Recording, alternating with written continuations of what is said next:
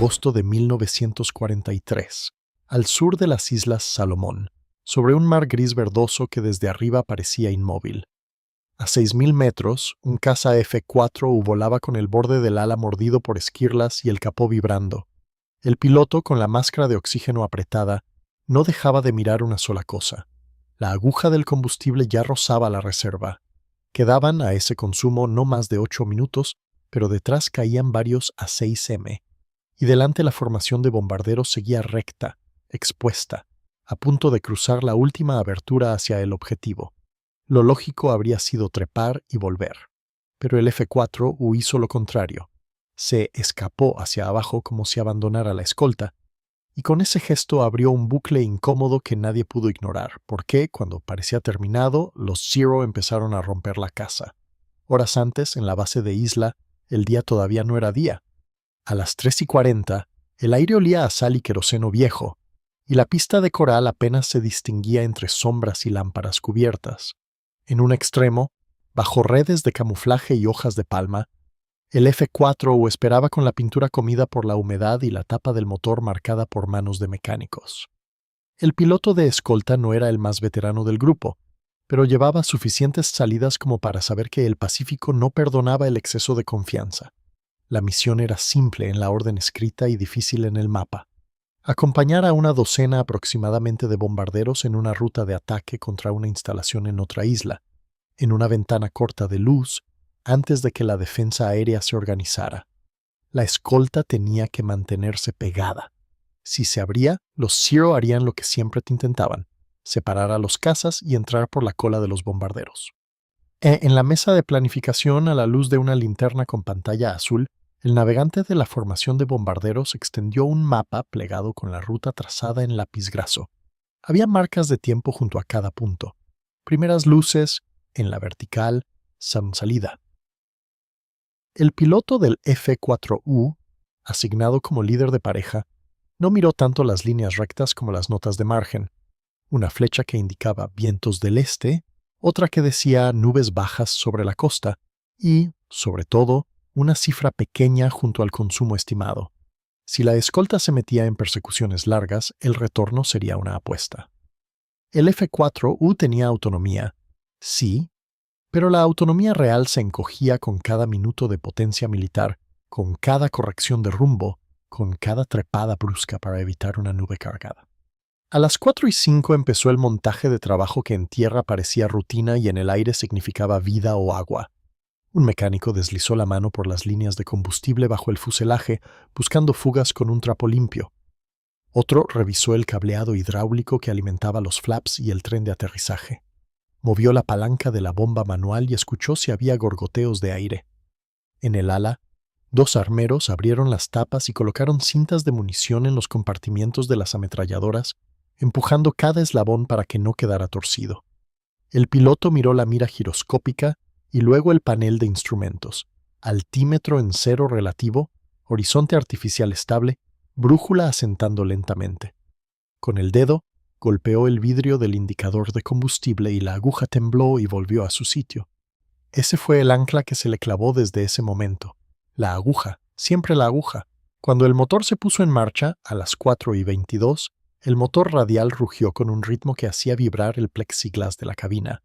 El piloto probó magnetos, uno y otro, y notó una diferencia mínima de revoluciones, lo suficiente para anotarlo mentalmente. Ajustó la palanca de mezcla y el paso de hélice. El sonido cambió, más lleno, más dispuesto. El operador de radio de su sección le confirmó la frecuencia, y en el intercomunicador se escuchó el chasquido de la respiración de su punto. A las 4:35, con el cielo todavía negro y la humedad pegándose en las manos, rodaron hacia la cabecera.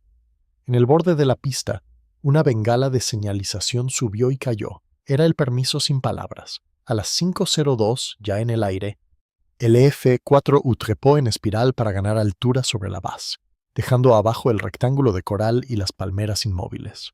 Los bombarderos se reunieron a una altitud más baja, formando una línea larga y pesada. El sol, todavía escondido, empezaba a aclarar el horizonte y a mostrar la primera franja de nubes. El piloto de escolta revisó la presión de aceite y el manómetro de combustible.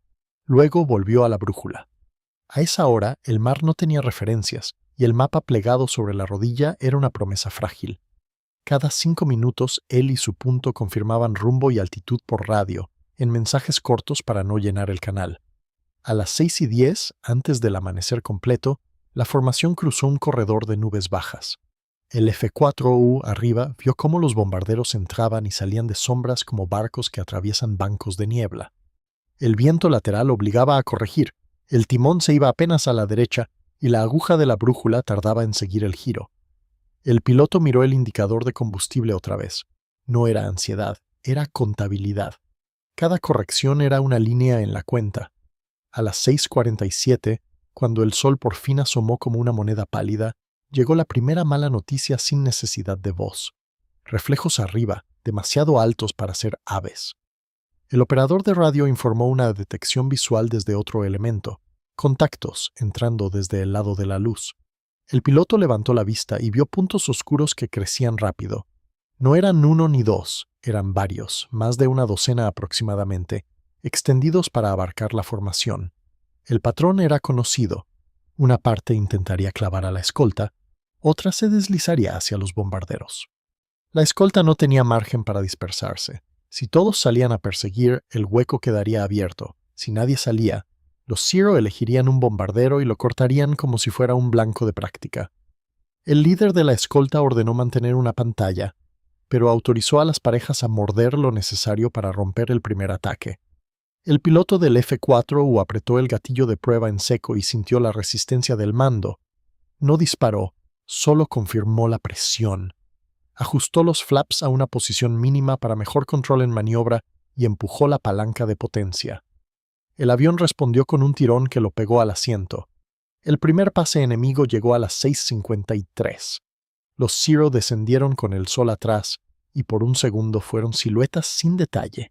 El F-4U entró en giro no para perseguirlos, sino para interponerse. El piloto vio trazadoras cruzando el aire hacia los bombarderos y escuchó golpes secos en el fuselaje, impactos que podían ser esquirlas o algo peor. Un Zero pasó tan cerca que se le vio el brillo del capó y la línea del ala. El F-4U devolvió fuego en una ráfaga corta. La mira se sacudió y el piloto cortó para no vaciar munición sin blanco. En esos segundos se decidió el tono del combate. No sería una pelea limpia, sería un forcejeo por espacio y tiempo. La formación de bombarderos mantuvo rumbo, obediente, como si nada. Abajo, los cascos brillaban. Arriba, la escolta empezaba a estirarse. Los Zero insistían en atraer a los cazas hacia un lado, alejándolos del eje de ataque.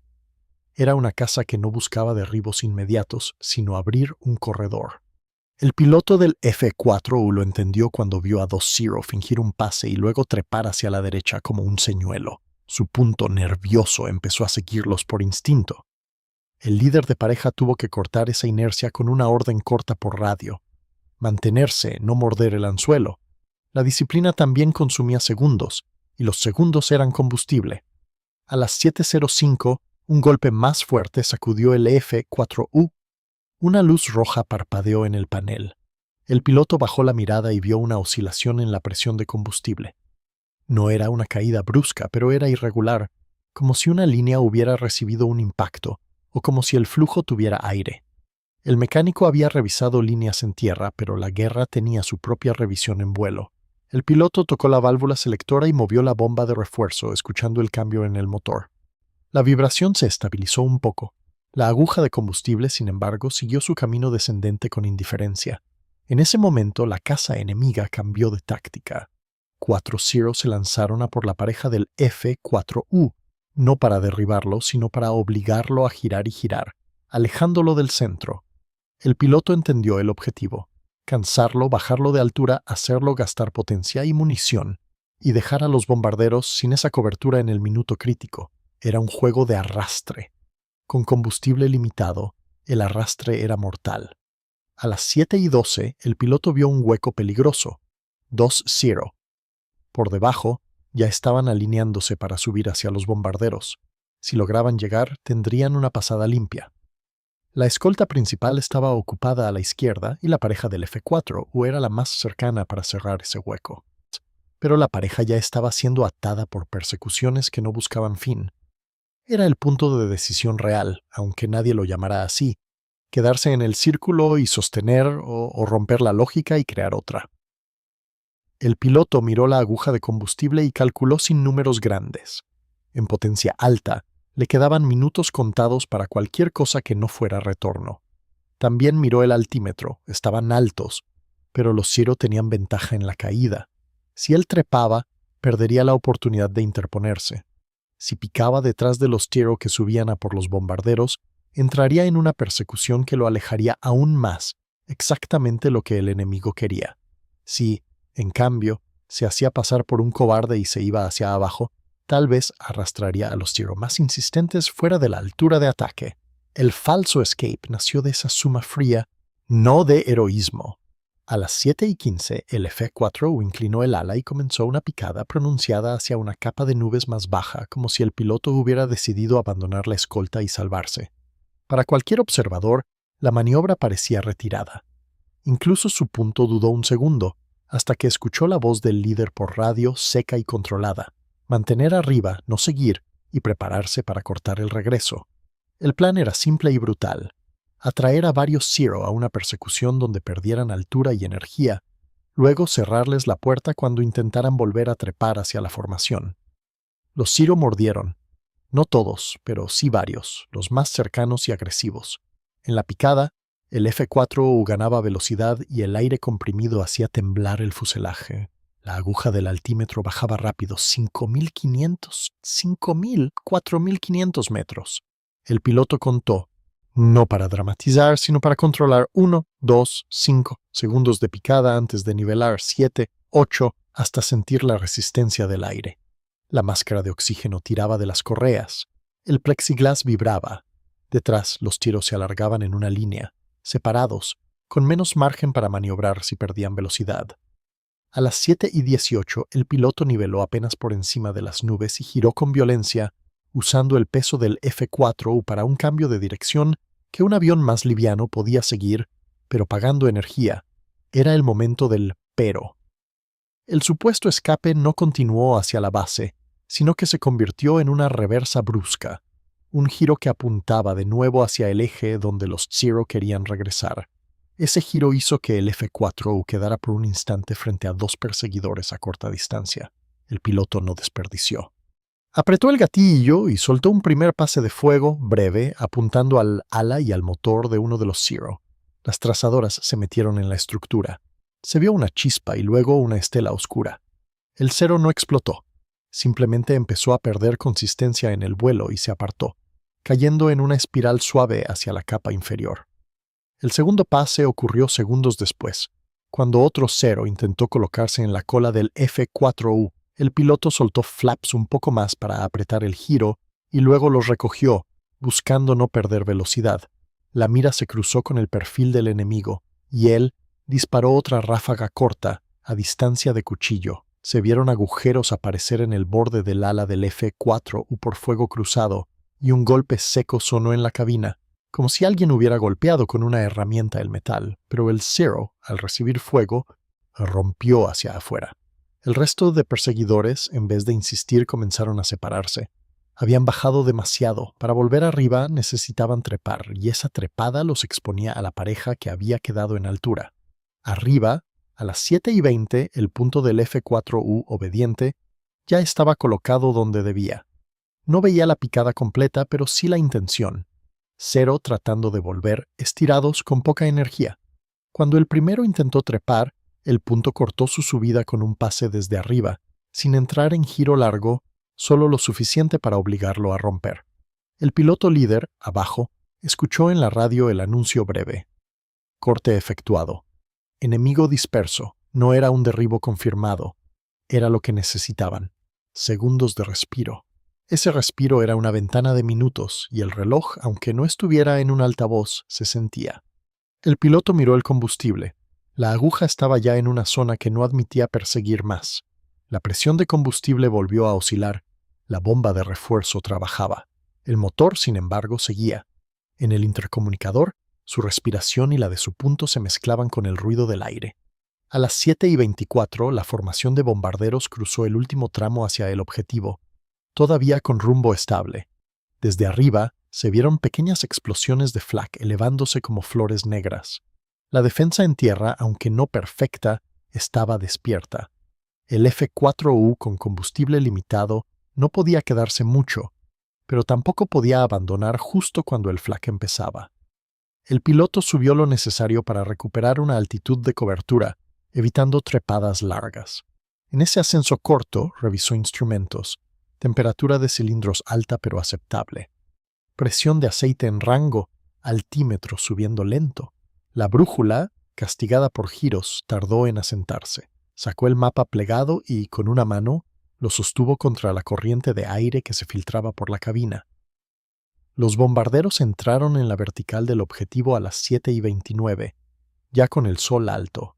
En ese minuto, el mundo se redujo a puntos. Aviones, trazadoras, humo. La carga cayó. Desde arriba, el piloto vio cómo los bombarderos soltaron sus bombas en cadena, una tras otra, y cómo la columna de humo en tierra se levantaba y se inclinaba con el viento. No era una escena de triunfo, era un registro. Los Zero dispersos intentaron volver, pero ya no estaban coordinados como al inicio. Habían roto la casa para volver a formar, y ese volver a formar no era inmediato. El falso escape había hecho lo que prometía el título. Hizo que rompieran la casa, no por miedo, sino por necesidad de energía y altura. A las 7:33, un Zero aislado intentó una última pasada sobre la cola de un bombardero. El F-4U lo vio tarde, pero lo suficiente para interponerse. Entró con un giro amplio, sin insistir, y disparó una ráfaga de advertencia que cruzó delante del enemigo. El Zero rompió. No era un derribo, era un desplazamiento. El objetivo operativo no era contar victorias. Era mantener a los bombarderos vivos durante esos minutos. La retirada comenzó casi de inmediato.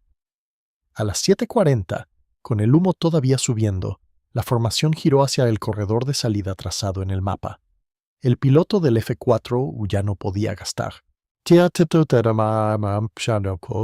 Comunicó por radio al líder de escolta que su combustible estaba en reserva y que se mantenía en la parte alta solo para cubrir la salida. El líder lo autorizó a regresar cuando pudiera. El punto, también bajo, confirmó que lo acompañaría hasta donde su aguja permitiera. El regreso no fue tranquilo. El motor seguía vibrando con un ritmo que ahora el piloto escuchaba como sospecha. A las 7:52, sobre mar abierto, el indicador de combustible parecía pegarse al fondo. El piloto redujo potencia y ajustó mezcla para economía. También bajó un poco de altitud, buscando aire más denso que permitiera sostener sin tanto consumo. En la cabina, el calor aumentó. Se quitó por un segundo la máscara de oxígeno y respiró aire húmedo, sabiendo que no podía hacerlo mucho. El altímetro y la aguja de combustible eran una pareja. Uno decía dónde estaba. La otra decía cuánto le quedaba de estar. A las 8:05 apareció la base como una mancha verde. La pista de coral brillaba bajo el sol ya fuerte. Antes de entrar, el piloto hizo una pasada alta para comprobar el tren de aterrizaje. Tiró la palanca. El tren bajó con un golpe, pero la luz verde tardó en encender. El cableado hidráulico, quizá dañado, estaba lento. Bombeó manualmente y esperó. La luz finalmente apareció. Los flaps bajaron, y el F-4U se acomodó para aterrizar pesado, con más prudencia que elegancia. Tocó pista a las 8:12 y rodó hasta la zona de dispersión, con el motor tosiendo al final, como si también estuviera cansado de la apuesta. En tierra, el montaje de trabajo continuó, pero ahora con evidencia. Un mecánico abrió el capó y vio marcas de impacto cerca de una línea. Al otro pasó la mano por el borde del ala y encontró perforaciones limpias, como si alguien hubiera usado un punzón. Un armero contó agujeros alrededor de un panel y marcó con tiza para la foto. El piloto se bajó, todavía con la cara marcada por la máscara. No celebró. Caminó hacia la sala de informes con el mapa plegado y la hoja de navegación en la mano. En esa hoja, junto a una marca de tiempo, había escrito rápido, en persecución, con la hora aproximada, para explicar por qué el consumo había sido mayor de lo previsto. La letra era torpe. El avión no había sido una mesa. En la sala, a las 9:05, el oficial de inteligencia pidió un relato. El piloto no lo adornó. Describió cómo los Zero intentaron separar a la escolta y cómo la pareja, con combustible limitado, no podía entrar en persecuciones largas. Entonces explicó la decisión. simular retirada en picada para arrastrar a varios enemigos a una altura donde perderían energía y coordinar por radio con su punto para cortarles el retorno. Para que quedara claro, tomó un lápiz y dibujó un croquis en una hoja. La formación de bombarderos como una línea, la escolta como 2 puntos arriba, los Zero como flechas que se estiran hacia abajo, y, luego, la reversa del F4U y el corte del punto desde arriba. No había poesía, había geometría. El informe incluyó detalles de prueba que en guerra valían más que la épica. La hora de primer contacto, el tiempo total de persecución anotado en la hoja de navegación, el conteo aproximado de enemigos y la observación de un enemigo que soltó humo y se apartó tras el primer pase de fuego. El oficial no prometió confirmaciones. Anotó posible dañado y lo dejó así. También ordenó una foto de posmisión del ala perforada y del fuselaje con marcas de esquirla. La cámara de reconocimiento del escuadrón, usada a veces para registrar daños, tomó un par de imágenes para archivo. En las fotos, las perforaciones se veían claras en el borde del ala, cerca de un rematch.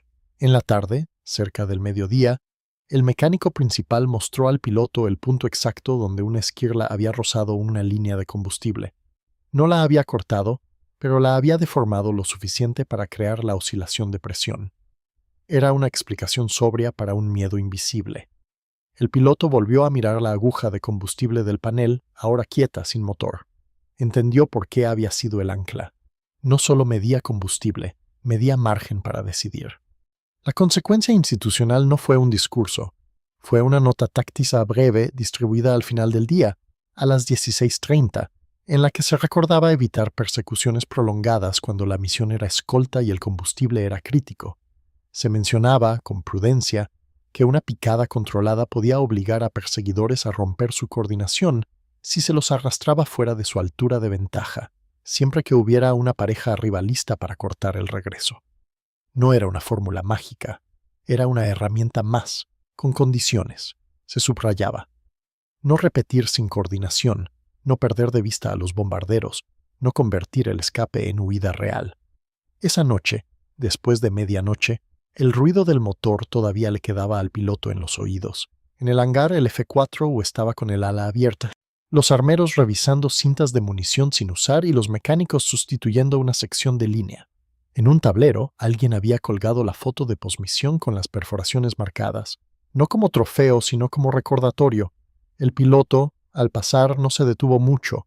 Sabía que la próxima misión volvería a tener la misma cuenta regresiva, la misma aguja, y quizá enemigos distintos, pero el mismo problema: cómo proteger a otros con margen limitado. El falso escape no cambió la guerra. No necesitaba hacerlo. Ese día hizo algo más concreto. En una ventana de minutos dispersó a varios perseguidores, abrió la ruta de bombardeo y permitió que la formación soltara su carga y regresara con menos pérdidas de las que podían haber ocurrido. El resultado físico quedó en el ala perforada, en el croquis del informe y en la hoja de navegación con la nota en persecución. El impacto operativo quedó en la misión cumplida sin exageración y en la pequeña corrección táctica que otros leerían en silencio antes de despegar. Al final, cuando el sol ya se había ido y la base volvía a las sombras, solo quedó la contabilidad fría que había guiado la decisión. Minutos, altura, combustible y un pero colocado a tiempo. Para más historias documentales de aviación con decisiones reales bajo presión, suscríbete y acompaña el canal con tu comentario de apoyo.